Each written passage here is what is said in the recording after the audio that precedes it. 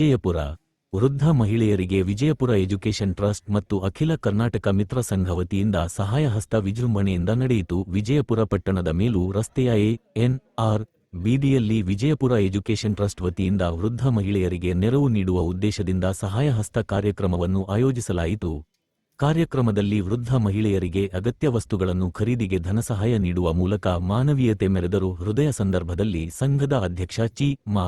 ಸುಧಾಕರ್ ಮಾತನಾಡಿ, ಅವರ ಸಮಾಜದಲ್ಲಿ ಹಿರಿಯ ನಾಗರಿಕರನ್ನು ಗೌರವಿಸುವುದು ಹಾಗೂ ಅಗತ್ಯ ಸಂದರ್ಭದಲ್ಲಿ ಅವರಿಗೆ ನೆರವು ನೀಡುವುದು ಪ್ರತಿಯೊಬ್ಬರ ಜವಾಬ್ದಾರಿಯಾಗಿದೆ ಎಂದು ಹೇಳಿದರು. ಕಾರ್ಯಕ್ರಮದಲ್ಲಿ ಉದ್ಘಾಟನೆಯನ್ನು ಎಚ್.ಎಸ್. ರುದ್ರೇಶ್ ಮೂರ್ತಿ, ಚಂದ್ರಶೇಖರ್ ಆಡಪದ್, ಸ್ವರ್ಣಗೌರಿ ಮಾದೇವ, ಶಿವಣ್ಣ, ಕಾರ್ಯದರ್ಶಿಯಾದ ಸೂರ್ಯಪ್ರಕಾಶ್, ಟ್ರಸ್ಟ್ನ ಪದಾಧಿಕಾರಿಗಳಾದ ವಿಶ್ವನಾಥ್, ಮಾಮ, ಮುನಿರಾಜು ಹಾಜರಿದ್ದರು. ವೃದ್ಧ ಮಹಿಳೆಯರ ಮುಖದಲ್ಲಿ ಸಂತಸದ ನಗು ಮೂಡಿಸುವ ಮೂಲಕ ಮಾನವೀಯತೆ ಮೆರೆದ ಟ್ರಸ್ಟ್ನ ಕಾರ್ಯಕ್ಕೆ ಸಾರ್ವಜನಿಕರಿಂದ ಮೆಚ್ಚುಗೆ ವ್ಯಕ್ತವಾಯಿತು.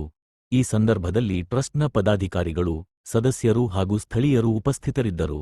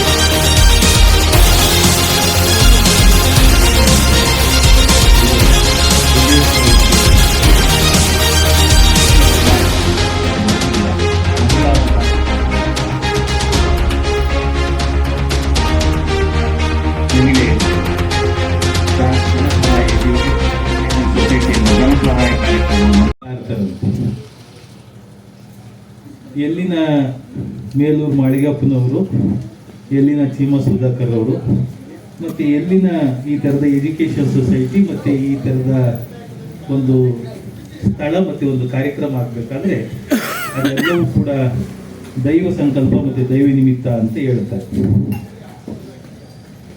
ಬಹಳಷ್ಟು ಜನ ಬಹಳಷ್ಟು ರೀತಿಯಲ್ಲಿ ಹೇಳ್ಕೊಳ್ಬಹುದು, ಆದರೆ ಆ ಹಣವನ್ನ ಅವತ್ತು ಕ್ರೋಢೀಕರಣ ಮಾಡಿಟ್ಟು ಬರುವಂತಹ ಹಣವನ್ನ ಸಮಾಜಕ್ಕೋಸ್ಕರ ವಿನಿಯೋಗಿಸುವಂತಹ ಮನೋಭಾವನೆ ಚೀಮ ಸುಧಾಕರ್ ಅವರು ಮತ್ತು ಅವರ ತಂಡಕ್ಕೆ ಬಂದಿದ್ರಿಂದ ಈ ತರದ ಒಂದು ಕಾರ್ಯಕ್ರಮ ಆಗೋಕ್ಕೆ ಸಾಧ್ಯ ಆಯಿತು ಅಂತ ನಾವು ಅಂದ್ಕೊಳ್ತಾ ಇದ್ವಿ. ವಿದ್ಯಾರ್ಥಿಗಳಿಗೆ ಪ್ರತಿಭಾ ಪುರಸ್ಕಾರ, ವಿದ್ಯಾರ್ಥಿ ವೇತನ ಕೊಡೋದು ಅಂತ. ಈಗ ವಿದ್ಯಾರ್ಥಿ ವೇತನ ಕೊಡುವಾಗ ಒಬ್ಬೊಬ್ಬರಿಗೆ 1,000, 2,000, 3,000 ಪ್ರತಿಭಾ ಪುರಸ್ಕಾರ, ವಿದ್ಯಾರ್ಥಿ ವೇತನ. ಆ ತರದ 1,000, 2,000, 3,000 ವಿದ್ಯಾರ್ಥಿ ವೇತನವನ್ನು ಪಡ್ಕೊಂಡು ನೇರವಾಗಿ ಕೊಡದೆ, ಬಳಕೆ ಮಾಡಿಕೊಡದೆ ಎಲ್ಲೆಲ್ಲೋ ಸೇರ್ಕೊಂಡು ಅದನ್ನು ದುರುಪಯೋಗ ಮಾಡ್ಕೊಳ್ಳುವಂಥದ್ದನ್ನು ನಾವು ಅನೇಕ ಮಂದಿಯನ್ನು ನೋಡಿದ್ದೇವೆ. ಆಮೇಲೆ ಇವತ್ತು ಅಂತಕ್ಕಂಥದ್ದು ಕಾಲೇಜು ಅಥವಾ ಶಾಲೆಗೆ ಹೋಗ್ತಕ್ಕಂಥ ಮಕ್ಕಳಿಗೆ ಕಳಿಸ್ತಕ್ಕಂಥ ಪೋಷಕರಿಗೆ ಅದು ಮೊತ್ತ ಜಾಸ್ತಿ ಅಂತ ಅನ್ಸೋದಿಲ್ಲ. ಒಂದೇ 1,000 ಕೊಟ್ಟರು, 2,000 ಕೊಟ್ಟರು ಏನ್ ಕಾಯ್ತು ಅಂತ ಅನ್ನುವಂಥ ಭಾವನೆ ಇರುವಂಥದ್ದು. ಅದೇ ರೀತಿ ಮಹಿಳೆಯರಿಗೆ ಇವತ್ತು ನಾವು ನೊಂದಂತ ಮಹಿಳೆಯರು ಮತ್ತು ವಯಸ್ಸಾದಂಥವ್ರಿಗೆ ಮತ್ತೆ ಅಶಕ್ತರು, ಯಾರು ಇಲ್ಲದೆ ಇರತಕ್ಕಂಥವ್ರು, ಈ ತರದ ಸಮಾಜದಲ್ಲಿ ಅನೇಕ ಮಂದಿ ಇರೋಂಥವ್ರಿಗೆ ನಾವು ಇವತ್ತು 500 ರೂಪಾಯಿ ಕೊಟ್ಟರು ಕೂಡ ಅದು ಬಹಳಷ್ಟು ಉಪಯೋಗಕ್ಕೆ ಬರ್ತದೆ ಅಂತಕ್ಕಂಥದ್ದನ್ನು ನಾವು ಮನಗಂಡಿದ್ದೇವೆ. ಎಷ್ಟೋ ಮಂದಿ ಇವತ್ತು ಒಪ್ಪತ್ತು ಊಟ ಮಾಡ್ಕೊಳ್ತಕ್ಕಂಥ ತಾಯಂದ್ರು, ಅಜ್ಜಿಯಂದ್ರು ಇದ್ದಾರೆ, ನಾವು ನೋಡಿರ್ತಕ್ಕಂಥದ್ದು. ಅನೇಕ ಮಂದಿಗೆ ನಾವು ಕಿಟ್ಗಳನ್ನು ಕೊಟ್ಟಿದ್ದೇವೆ ಮನೆಗೆ ತಗೊಂಡೋಗಿ. BP ಶುಗರ್ ಎಲ್ಲ ಬಂದಿರ್ತದೆ, ಮನೆಯಲ್ಲಿ ಯಾರೋ ಮಗನೋ ಎಲ್ಲಿಂದಲೋ ದುಡ್ಡು ಕಳಿಸಿದ್ರೆ ಮಾತ್ರ ಅವ್ರ ಮಾತ್ರ ತಾಯಂದ್ರನ್ನು ನಾವು ಇವತ್ತು ನೋಡಿದ್ದೇವೆ. ಹಾಗಾಗಿ ಈ ತರದ 1,000, 2,000, 3,000, 5,000 ಕೊಟ್ಟು ಸೇರ್ಲಿ ಅಂತನ್ನುವಂತಹ ಭಾವನೆಯಿಂದ ಇವತ್ತು ಚೀಮ ಸುಧಾಕರ್ ಅವರು ಈ ತರದ ಒಂದು ಸೇವಾ ಕಾರ್ಯಕ್ಕೆ ಕೈ ಹಾಕಿರ್ತಕ್ಕಂಥದ್ದು. ಇದು ಬಹಳಷ್ಟು ಉಪಯೋಗ ಆಗ್ತದೆ ಅಂತಕ್ಕಂಥದ್ದನ್ನ ನಾವು ಮನಗಂಡಿದ್ದೇವೆ. ಈ ಸಂದರ್ಭಕ್ಕೆ ನಾವು ಒಳ್ಳೆಯ ಮಾಡ್ಬೋದು. ಇವತ್ತು ಕೋಟಿಗಳಾಗ್ತವೆ ಜಮೀನು ಅನ್ನೋದು ಅವತ್ತು ಅಷ್ಟೇ. ಇವತ್ತು ಅವರು ರವಿನು ಸುಮಾರು ಲಕ್ಷಗಳು ಖರ್ಚು ಮಾಡೋಣ, ಕೇಸ್ಗಳು ಕೋರ್ಟ್ಗಳು ಕಾಯಬೇಕು. ಅದು ಅವತ್ತಿಗೆ ಅಷ್ಟೇ ಮಾಡ್ತಾ ಇದ್ದಿದ್ರೆ ನಾವು ಎಜುಕೇಷನ್ ಸೊಸೈಟಿಯಲ್ಲಿ ನೀವು ಮಾಡಿಸ್ತಿಲ್ಲ.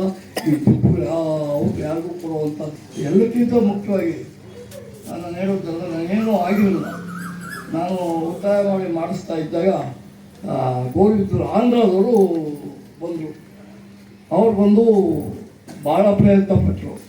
ನೋಡಿ ಏನು ಮಾಡಿ ಸುಧಾಕರ್ಗೆ ನೀವು ಕಂಟ್ರೋಲ್ ಮಾಡಿ, ನಾವು 50 ಲಕ್ಷ ರೂಪಾಯಿ ಮನೆ ಕೊಟ್ಟು ಇದು ಸುದ್ದಿಗೆ ಕೊಟ್ಬಿಟ್ಟು ಅವರು ಬೈಕ್ ಕಳಿಸಿ.